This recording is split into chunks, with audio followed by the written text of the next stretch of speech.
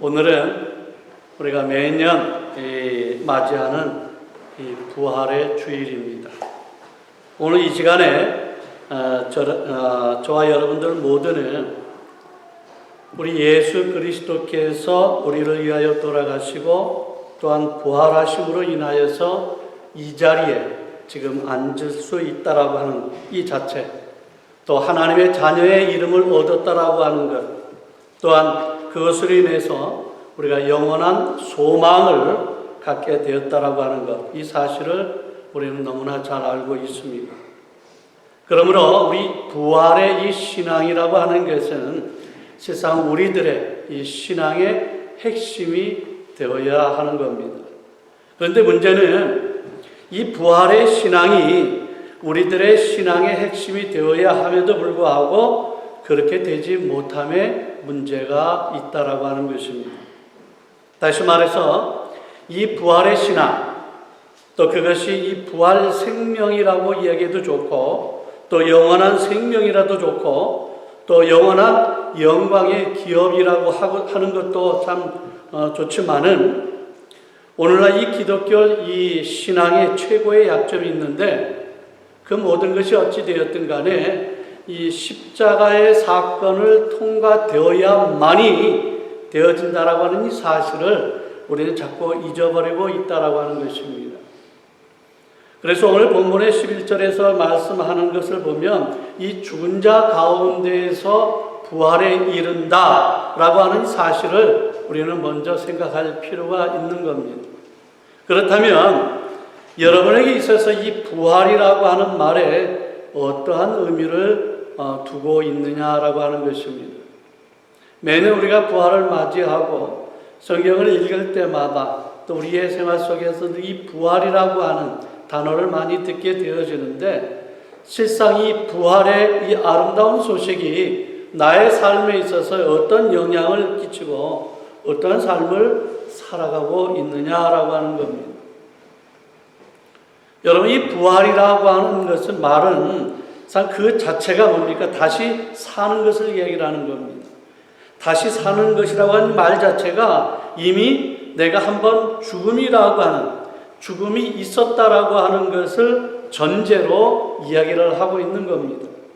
다시 말해서 예전에 하나님을 몰라서 내가 저주와 이 형벌 아래에 있던 우리의 삶을 예수 그리스도의 십자가 사건 아래서 이 파묻는 것으로만 부활이 시작이 되어지고 부활 생명이 출발할 수 있다라고 하는 이 사실인 겁니다. 그런데 우리가 이 부활의 사건을 논할 때에 죽은 자 가운데서 시작이 되어야 함에도 불구하고 십자가의 사건을 무시하고 이 부활 자체에만 관심을 두고 생각하는 일들이 많이 있다라고 하는 것입니다. 이렇게 되어지면 우리에게 있어서 이 부활이 왜 필요한가라고 하는 전제가 빠질 수밖에 없다라고 하는 거예요. 그래서 우리가 갖는 이 부활의 의미를 쉽게 잃어버리게 되어진다라고 하는 거예요. 이는 무엇을 말씀하는가 하면, 옛날 내가 죄악 속에서 살았던, 생활했던 내가 예수의 그 십자가의 사건으로 말미암아 내 죄를 사함을 받게 되었습니다. 그리고 예수 그리스도의 부활로 인해서 새로운 생명을 얻었다라고 하는 이 사실, 이것이 서로 연관이 되어져야 되는데 그것을 깨닫지를 못하는 겁니다. 그러게 이제는 우리가 이 부활을 말할 때는 옛날에 죄악 속에서 살았던 이 삶의 연장선상에서 계속해서 그 가치와 의무를 두었던 것을 이제는 성도된 우리의 삶에서 그 죄악을 분명하게 물리쳐야 한다라고 하는 겁니다. 예를 들면 성경이 이 사랑을 얘기하잖아요. 그러면 그 사랑을 이야기할 때는 분명 하나님의 공의, 또 우리가 하나님 앞에 죄인으로서 심판을 받을 수밖에 없는 그 자리에 있었다라고 하는 것, 또 하나님의 죄에 대하여 어떻게 진노하시는 거에 대한 이 부분이 동등하게 소개되어지는 자리에 있어서 사랑이 논해져야 한다라고 하는 거예요.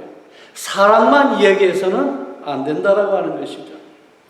성도들이 갖는 복과 행복에 대해서 논할 때도 그것이 언제나 거룩함과 동등하게 소개되어야 한다라고 하는 겁니다. 어느 한 부분, 좋은 단어, 필요한 것만 취해서는 결코 그 의미를 깨달을 수가 없다라고 하는 거예요. 그런데 우리는 이 사랑이나 복이나 행복이나 오늘 이 부활주의를 맞이하는 이 부활의 신앙을 말하는 가운데에 그 말이 나에게 정말로 어떠한 의미가 있으며 그 말을 사용하는 성도들에게 있어서 마땅한 이 책임을 갖고 그 말들을 논하지 않는다고 하는 데에 문제가 있음을 우리가 한번 생각해 볼 필요가 있다라고 하는 것입니다. 그래서 오늘 이 부활의 신앙을 말씀을 전하면서 정말 이 부활의 신앙이 자신에게 어떻게 받아들여야 하는지를 점검해 보면서 정말로 귀한 이 도전의 시간을 갖는 그런 귀한 시간이 되어지기를 바랍니다. 여러분, 마태복음 7장 15절의 말씀을 보게 되어지면 뭐라고 하냐면 거짓 선지자들을 삼가라. 양의 옷을 입고 너희에게 나오나 속에는 노략질하는 일이라, 이렇게 말씀을 하고 있습니다. 여기에 말씀은 거짓 선지자들을 삼갈 것을 명하고 있는 겁니다. 그러면서 그들이 노략질하는 일인데 양의 옷을 입고 온다라고 하는 것에 대해서 성경은 경고의 메시지를 하고 있는 겁니다. 거짓 선지자들이 왜 어려운가 하면은 여러분, 아예 노골적으로 예수 말고 다른 일을 믿자라고 하든 간에 또 천국 말고 우리가 다른 곳으로 가자든가 라고 할 때는 굉장히 쉬워요. 왜 그러냐면 이럴 때는 거짓 선지자가 아니고 아예 적이기 때문에 분명히 구별되어지는 거기 때문에 너무나 쉬울 수밖에 없어요. 그런데 우리 거짓 선지자라고 하는 것을 봤을 때는, 겉으로 봤을 때는 잘 모른다라고 하는 겁니다. 어떻게 보면 우리가 겉으로 봤을 때는 그들에게 있어서의 정당성이 보인다라고 하는 거예요. 그런데 거기에 위험성이 있다라고 하는 겁니다. 그들은 그가 잘못된 가르침을 갖고 오는 것이 아니라 전해야 될 것을 어느 부분에 빼놓고 가르친다는 데 있어서 그 어려움이 있는 거예요. 성경의 이 말씀을 그대로 다 전하면 옳은데 다 전하는 것이 아니라 어느 한 부분을 빼놓는다라고 하는 거예요. 한 가지 예를 한번 들어보면 이렇게 설명할 수가 있습니다. 여러분, 이 재림 예수라고 하는 이단이 있습니다. 예수님의 이 부활절을 그들은 1월 17일에 된다라고 이야기를 합니다. 그 이유는 성경에서 근거를 이야기를 하고 있는데 레위기 23장 5절의 말씀입니다. 거기에 보면 정월 14일의 저녁은 여호와의 유월절이라 이렇게 이야기를 했기 때문에 예수님께서는 1월 14일 날 돌아가시고 3일 만에 다시 살아나셨다라고 하셨으니까 1월 17일이 바로 예수님께서 부활하신 날이 된다라고 그들은 이야기를 합니다. 그러면 이 말이 맞습니까, 여러분?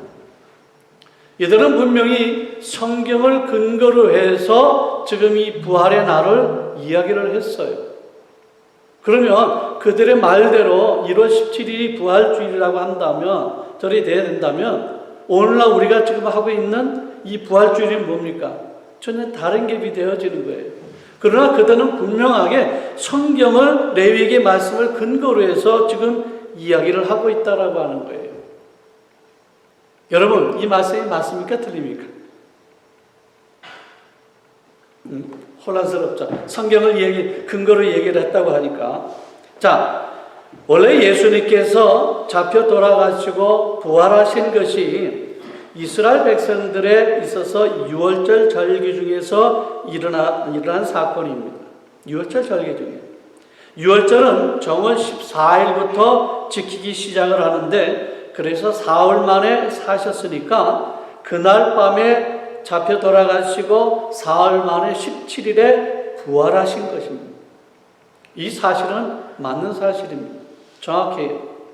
그런데 잘못되어진 것이 뭐냐면 유대인들이 지키는 이 정월은 뭐냐면 우리의 나타나는 음력의 정월이 아니고 지금 우리가 쓰고 있는 이 서양 달력으로 그들의 정월이 3월 중순쯤 되기 때문에 이 3월쯤 말쯤에 해당되어지는 것을 모르고 이야기를 한다라고 하는 거예요. 절기에 쓰는 것을 지금 전혀 바뀌어진 것을 이해를 하지는 못하고 있다라고 하는 거예요. 그래서 우리는 그런 사람을 가리켜서 거짓 선지자라 하지를 않습니다. 그런 사람은 완전히 이단이고 사익이고 저 그리스도라고 얘기를 할 수가 있습니다. 그렇지만 이 거짓 선지자들은 분명히 양의 옷을 입고 있다라고 하는 거예요. 분명히 성경을 가지고 근거를 가지고 이야기를 했기 때문에 무엇을 잘못하는지 모른다라고 하는 것입니다. 그래서 거짓 선지자들의 잘못은 옳은 이야기를 하는데 분명히 그 옳고 그런 이야기 속에 하나님과 이 하나님의 하나님 되심과 또 하나님의 요구의 전 부분이 들어가 있지 않다라고 하는 것입니다. 오늘날 이러한 이 거짓 선지자는 참으로 많이 있다라고 하는 것입니다. 병이 생겼습니까? 예수를 믿으십시오. 외로우십니까? 예수를 믿으십시오. 인생에 실패하셨습니까? 예수를 믿으십시오. 여러분, 이 말을 하는 것 자체로는 거짓 선지자는 분명히 아닐 것입니다. 분명히 성경이 약속하는 것 중에 하나이기 때문에 분명한 것입니다. 수고하고 무거운 짐진 자들아 다 내게로 오라고 했습니다. 내가 너희를 쉬게 하리라고 성경은 분명히 말씀하고 있기 때문에 그런 겁니다. 너의 목마른 자들아 물론 나오라고 분명히 말씀하셨습니다. 이것을 근거로 가지고 이야기를 했던 겁니다. 너희 죄가 진홍같이 붉을지라도 눈과 같이 희어질 것이다 라고 분명히 하시는 말씀은 모두 주님께서 약속하신 것입니다.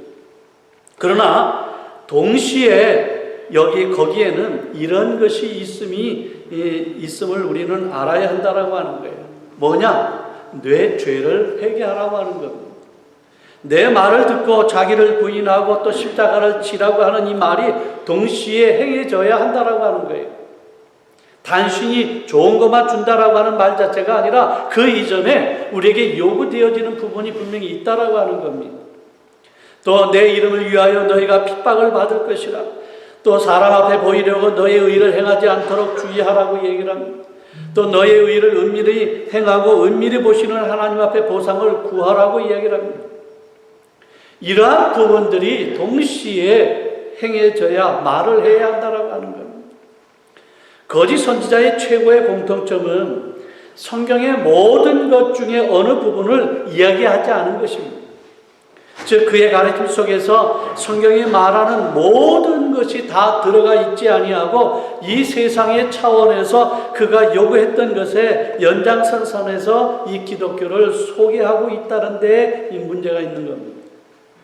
한마디로 성경의 말씀을 자기의 생각으로 인간적인 관점에서 해석하고 말하고 있다라고 하는 것입니다. 그래서 예수 믿는 것을 좁은 문과 이 좁은 길로 인도하지 아니하고 넓은 길과 넓은 문으로 소개하고 있는 겁니다. 이것이 거짓 선지자의 최고의 공통성이요 최고의 위험성이 되어진다라고 하는 것입니다. 마찬가지로 오늘 우리가 이 부활을 논하면서 이 부활이 우리에게 어떠한 의미가 있으며 부활 생명을 소유한 자로서 이 부활의 자리에 이르는 우리 성도들의 마땅한 책임을 어떻게 행해야 되는가 이것을 생각해 봐야 한다라고 하는 것입니다. 그래서 이것을 생각을 한다면 성경이 요구하는 바와 같이 우리는 어디서부터 시작이 되어야 됩니까? 죽음으로 시작을 해야 한다라고 하는 겁니다. 부활만 노하는 것이 아니라 죽음에서부터 시작이 되어야 이 부활이 온전한 부활이 되어진다라고 하는 것을 이야기를 하는 겁니다. 만약에 죽음을 전제로 하지 않은 이 부활이라고 한다면 이 부활에는 생명이라고 하는 것을 이야기를 할 수가 없잖아요. 골로새서 3장 1절에서 3절을 보면 이렇게 말씀합니다. 그러므로 너희가 그리스도와 함께 다시 살리심을 받았으면 위의 것을 찾으라. 거기는 그리스도께서 하나님 우편에 앉아 계시느니라. 위의 것을 생각하고 땅의 것을 생각하지 말라. 이는 너희가 죽었고 너의 생명이 그리스도와 함께 하나님 안에 감추어졌습니다. 라고 말씀을 하고 있는 겁니다. 분명한 것은 그리스도와 함께 다시 살리심을 받았다라고 하는 것입니다. 그래서 이 부활 생명을 얻었으면 위의 것을 찾고 땅의 것을 생각하지 말라라고 하는 것입니다. 다시 말해서 죽음에서 부활 생명을 얻었다라고 한다면 이제는 죽음에 이르기까지 살았던 것을 다 벗어 버려야 한다라고 하는 겁니다. 새로운 생명을 얻은 자로 이 사는 삶을 새롭게 시작하라고 하는 겁니다. 그러나 오늘날 우리 신앙인들의 이 가장 큰 문제점은 뭐냐면 우리가 분명히 이 부활의 생명을 가지고 이 성도가 되어서 지금 살고 있는 이 목표로 하는 것이 뭐냐라고 했을 때 예전에 우리가 예수를 믿지 않았을 때 세상에 살았을 때와 원리들, 살아가는 방법의 원리들, 또한 삶의 이 모든 목표와 또 삶의 가치가 그대로 있다라고 하는 거예요. 분명하게 내가 부활의 생명 가운데 있음에도 불구하고 내가 죽음에 이르는 세상 것에 대한 옛날 것을 그대로 안고 살고 있다라고 하는 겁니다. 그것을 분명히 단절이 되어야 함에도 불구하고 그것을 단절하지 못하고 계속해서 연결해서 살고 있다라고 하는 데에 문제가 있는 겁니다. 복을 받는 것이 물질에 풍부해지는 것이고 하나님이 나를 사랑하는 것이 병에 안 걸리는 것이고 은혜를 입는 것이 자녀가 잘 되는 그것으로 생각한다라고 한다면 그것이 참으로 문제가 많다라고 하는 겁니다. 물론 우리가 그런 일이 있어서는 안 된다라고 하는 뜻은 아닙니다. 왜 성도라고 해서 늘 고생만 하고 성도라고 해서 늘 아프겠습니까? 왜 자녀가 잘 되는 일이 없겠습니까? 그러나 문제는 그것이 우리의 최고의 지는 가치가 되거나 최고의 목표로서 아직도 나에게 자리 잡고 있어서는 결코 안 된다라고 하는 겁니다. 우리가 추구하는 삶이 예전에 세상에서 살았던 방법의 최고의 가치와 내가 부활 생명을 얻은 자로서의 최고의 가치는 분명히 달라져야 한다라고 하는 겁니다. 같아서는 안 된다라고 하는 겁니다. 그래서 우리는 분명히 위의 것, 이 신령한 것, 이 세상이 만들어내거나 이 세상이 생각지 않은 것으로 우리의 최고의 목표와 원리, 가치와 의미가 새로 만들어져 있고 목표가 되는 사람이 되어야 한다라고 하는 것을 말하고 있는 겁니다. 그래서 로마서 6장 3절과 4절의 말씀 보면 이렇게 말씀합니다. 무릇 그리스도 예수와 합하여 세례를 받은 우리는 그의 죽으심과 합하여 세례를 받은 줄을 알지 못하느냐. 그러므로 우리가 그의 죽으심과 합하여 세례를 받음으로 그와 함께 장사되었나니 이는 아버지의 영광으로 말미암아 그리스도를 죽은 자 가운데서 살리심과 같이 우리로 또한 그 새 생명 가운데서 행하게 하려 함이라 라고 말씀을 했던 것입니다. 우리들의 부활이 새 생명 가운데서 행하게 되어진다고 한다면 첫 번째의 전제 조건이 뭐냐면 옛사람을 죽이는 작업이 되어야 한다고 하는 겁니다. 옛사람을 죽이는 작업. 그리스도와 함께 옛사람이 죽어야 합니다. 세상에 대하여 죽어야 합니다. 그것이 있어야 다시 사는 것, 새 생명 가운데서 행하는 것이 가능해지는 것입니다. 그러나 우리가 옛사람이 살아있고 또 새 생명도 욕심내고 있다고 한다면 우리는 지금 죽은 자 가운데서 부활로 가는 생명이 길이 모호해지고 만다라고 하는 겁니다. 로마서 6장 5절과 9절의 말씀을 봅니다. 만일 우리가 그의 죽으심과 같은 모양으로 연합한 자가 되었으면 또한 그의 부활과 같은 모양으로 연합한 자도 되리라. 우리가 알거니와 우리의 옛 사람이 예수와 함께 십자가에 못 박힌 것은 죄의 몸이 죽어 다시는 우리가 죄에서 종노릇하지 아니하려 함이니 이는 죽은 자가 죄에서 벗어나 의롭다 하심을 얻었습니다.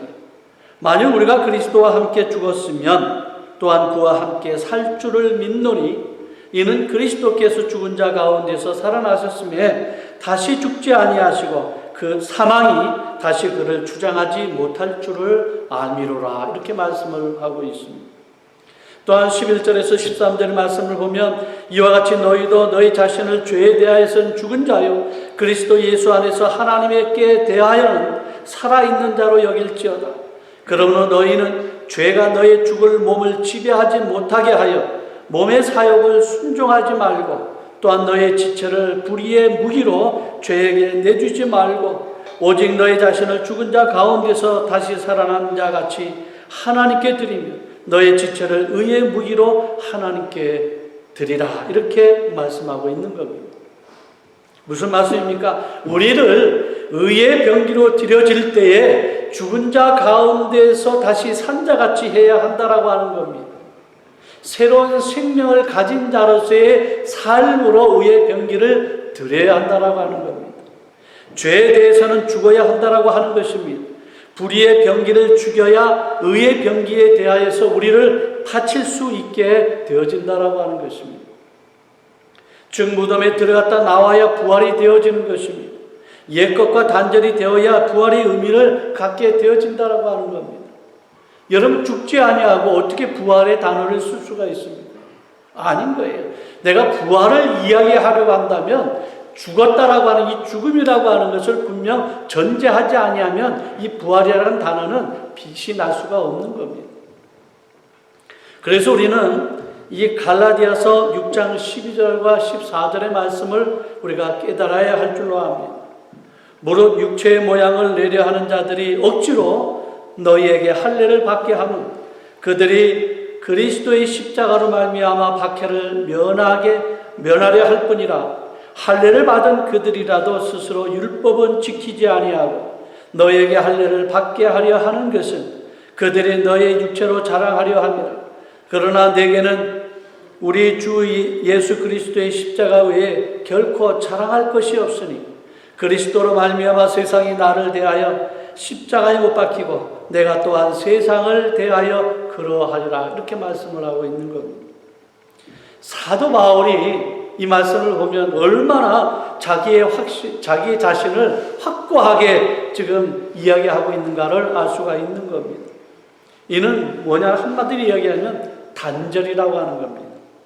다시 말해서 바울은 이 세상이 그가 일해야 하고 살아가야 할 장소요, 환경이요, 또 일터인 것은 사실이지만 이 세상의 원리나 이 세상의 가치가 그의 가치고 그의 원리인 것은 아니다라고 하는 거예요. 그의 목표도 아닌 것을 분명하게 이야기를 해주고 있는 겁니다. 사랑하는 성도 여러분, 이것이 없이는 우리가 이 부활에 이르지를 못한다라고 하는 겁니다. 이것이 없이는 신앙생활은 불가능하다라고 하는 것입니다. 그래서 이 부활신앙이라고 하는 것은 여러분의 이 옛 습관과 모양들을 지금 갖고 계시는 그것과 지금 누리고 있는 것을 그대로 함께 정말로 누리기를 원한다라고 한다면 그것은 아니다라고 하는 거예요. 그것을 다 내어놓아야 한다라고 하는 거예요. 옛 것을 다 내어놓지를 아니하면 안 된다라고 하는 것입니다. 좁은 문으로 들어가고 좁은 길로 이 갈 것을 각오를 해야 하는 것입니다. 부자가 천국에 들어가기가 얼마나 어려운지 낙타가 바늘구멍으로 들어가기보다도 어렵다라고 이야기를 합니다. 부자가 이 뭐라고 하는 것은 아니에요. 부자를 그냥 하는 것은 아닙니다. 여기에서 이 부자라고 얘기하는 것은 어떤 의미가 있느냐면 세상의 가치를 가지고 있는 것을 유일한 목표로 삼고 살아가는 자를 이야기를 하고 있는 겁니다. 세상의 가치를 그대로 안고 그것을 누리기를 원하는 것을 부자로 이야기를 한다라고 하는 거예요. 그래서 부자가 세상의 가치를 가지고 있는 것을 가지면서는 결코 천국에 들어갈 수가 없다라고 이야기를 하고 있는 겁니다. 그렇다고 해서 가난하면 다 들어갈 수 있느냐? 그것도 아닌 것입니다. 부자도 못 들어가니까 가난한 사람도 들어가기가 어렵다라고 얘기를 하는 겁니다. 천국을 들어가기 위한 능력이 아닌 나름대로 원리가 있습니다. 그 원리는 한마디로 예수를 믿어야 한다라고 하는 것입니다. 예수를 믿어야 한다. 그리고 세상에 대하여서 죽어야 하는 것입니다. 부활 생명으로 여러분의 몸을 맡기셔서 성도다운 생활을 해야 하는 것입니다. 옛것을 가지고 예전의 습관과 습성, 예전에 가지고 있었던 가치를 가지고서는 예수를 부활의 생명으로 나타날 수 있는 예수 믿는 자의 모습은 결코 될 수가 없다라고 하는 겁니다. 그래서 예배소서 4장 17절에서 24절의 말씀을 통해서 살펴보면 분명하게 무엇을 얘기했냐? 단절을 말씀하고 있는 겁니다.